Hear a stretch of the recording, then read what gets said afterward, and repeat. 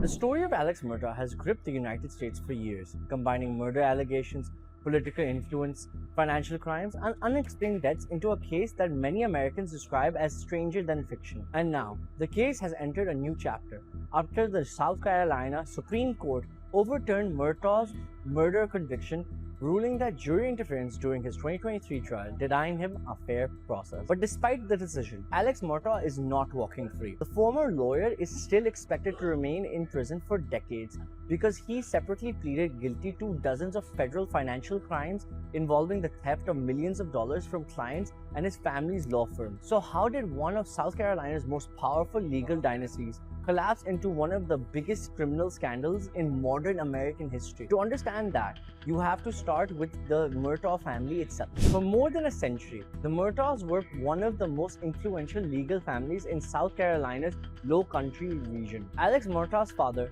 grandfather, and great-grandfather all served as top prosecutors across large parts of the state, building enormous political and legal influence over generations. But the dynasty began to unravel in June 2021. That was when Alex Murdaugh called emergency services, claiming he had found his wife Maggie and their youngest son Paul shot dead near dog kennels at the family rural estate. The killing shocked South Carolina and quickly became known nationally as the Murdaugh murders. More than a year, investigators publicly identified no suspect or clear motive. Then in 2022, prosecutors accused Alex Murdaugh himself of murdering his wife and son. The prosecution argued Murdaugh killed them shortly before leaving the property to visit his mother in an attempt to create an alibi. One of the most important pieces of evidence was a cell phone video recorded by his son Paul shortly before the murders. The footage placed Alex Murdaugh at the dog kennels minutes before the killings, contradicting earlier statements he had made to investigators. During the murder trial,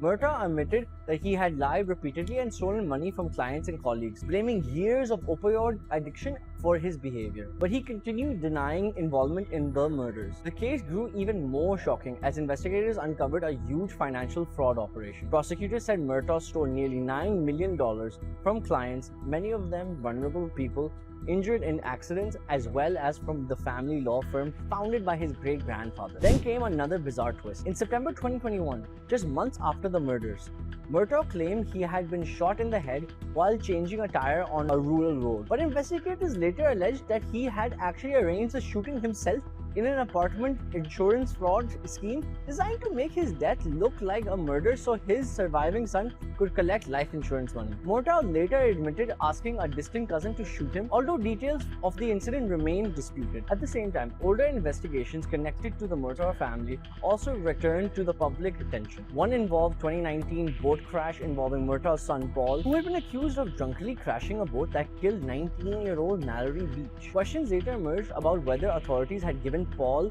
favorable treatment because of the family's influence. Another case involved Gloria Satterfield, the family's longtime housekeeper, who died in 2018 after what was described as a fall in the Murdaugh home. Investigators later discovered that millions of dollars from an insurance settlement meant for her sons had allegedly been stolen. The death of a young man named Stephen Smith in 2015 also resurfaced during the investigation, although authorities have repeatedly said there is no evidence directly linking the Murdaugh family to his death. Now, the latest developments has reopened legal and political debate around the entire murder case. Murdaugh's convictions were overturned because of the actions of Becky Hill, the court clerk who managed the jury during the original trial. Several jurors later testified that Hill made comments about Murdaugh's behavior and credibility during the proceedings, including telling jurors not to be fooled by him. The South Carolina Supreme Court ruled that this amounted to a serious jury interference that compromised Murdaugh's right to a fair trial. Hill denied intentionally tampering with the jury, but later resigned from her position and pleaded guilty in a separate case involving misuse of public funds connected to publicity surrounding the trial. For now, Alex Murdaugh remains behind bars because of his financial crime convictions. But overturning one of the murder verdicts means one of America's most sensational legal dramas is far from over, and the possibility of another high-profile murder trial now hangs over a case that has already captivated the country for years. For more such explainers, subscribe to DawnNews English.